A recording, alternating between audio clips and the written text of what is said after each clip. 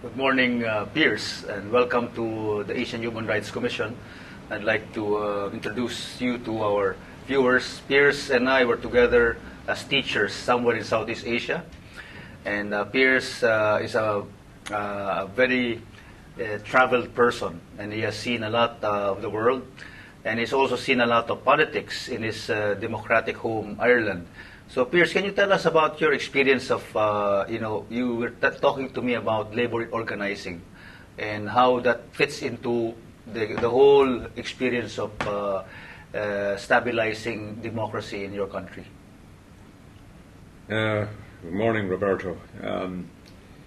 It's difficult enough for me to consider myself involved really in human rights, but I suppose in many ways I have been, primarily through my activities in my trade union.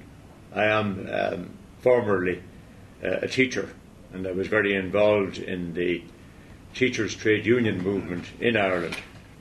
And then I was also involved unsuccessfully in the Irish Labour Party.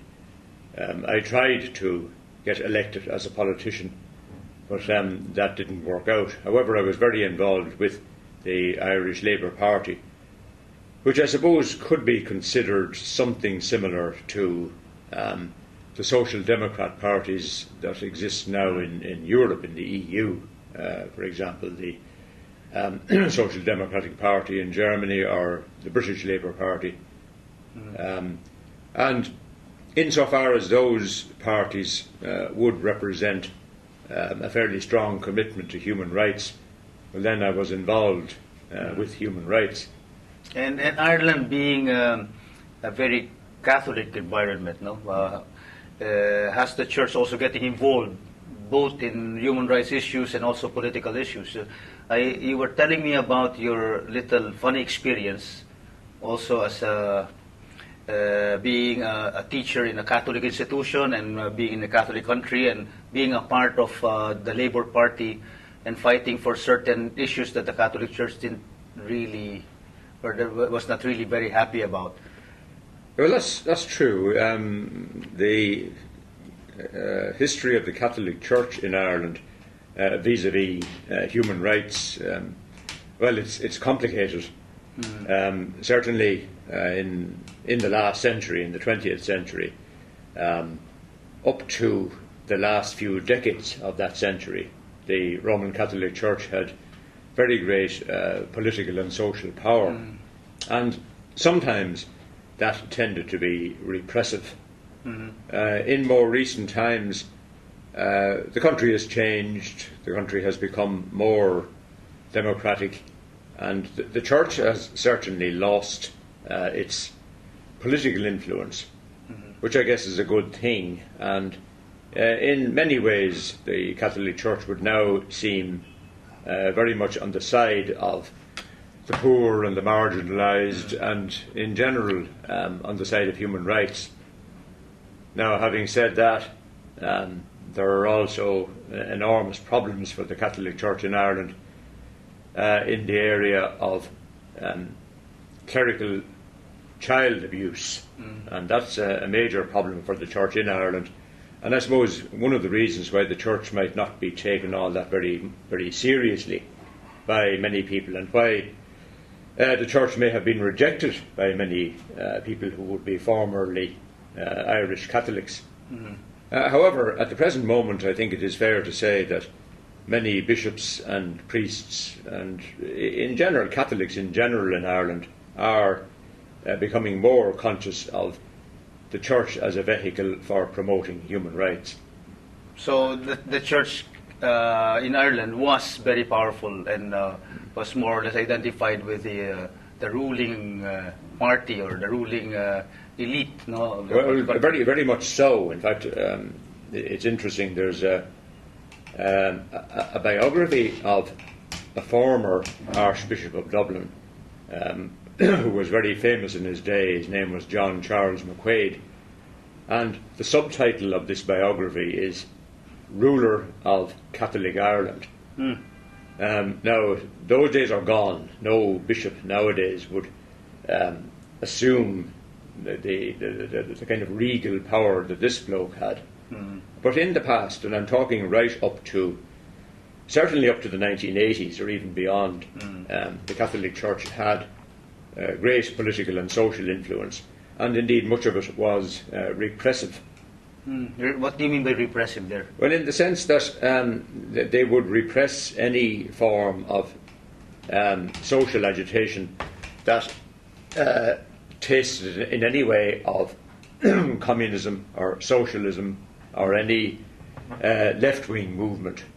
Now, as I say, that has changed very much, and nowadays the church would be seen to be very much on the side of the poor and the marginalised. So it was good for the church to have lost that kind of regal advantage. Oh, well, certainly, well, in my view, it certainly was, because it could in no way have been identified with the people that Jesus Christ would have mixed poor, around with. The poor and the marginalized.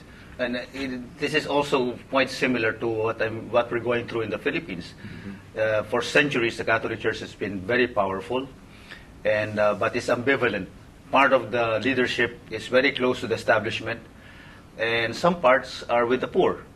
And so you have, right now we talk about a divided church, and perhaps we can learn from Ireland the fact that I think history is teaching the Catholic Church that having too much political and economic power will blind us into thinking that we are ruling this area that we find ourselves in. No? Well, absolutely. Mind you, I don't particularly blame the church in many ways. Certainly, from the Irish context, I would tend to blame the elected politicians for being so afraid and so craven as not to stand up to the church. There were a number of famous exceptions to that in recent Irish history of politicians who refused to be intimidated or dictated to by the church. But certainly until fairly recent years, those people would have been regarded as mavericks. Nowadays it's almost fashionable to decry the church or to criticise the church. But back in those days, politicians were scared stiff of the church, and I would blame them rather than the church authorities for that. We seem to be where Ireland was 50 years ago. Because you in the Philippines. Yes, yeah. Because the politicians now would kowtow to the bishops because they want the votes, they want the support, or they want at least the public image that they are very close to the church. But then behind the backs of the bishops, they ridicule them, they disagree, but publicly there's this kowtowing to the bishops. And although what you said there might not make many bishops happy, that a good politician is someone who will not sit down and keep quiet before church authority. Yeah, well, certainly that would not have made bishops happy in Ireland in the past. Now, I don't think it matters a great deal, because many people, I suppose, don't regard the church as of any great importance anymore. And I suppose that's true particularly in the area of education. When I first became a teacher back in 1962, one could say that the education system was largely controlled by the church. Now, that is not the case anymore. Even though the church still owns a lot of the educational property, they own quite a number of schools, and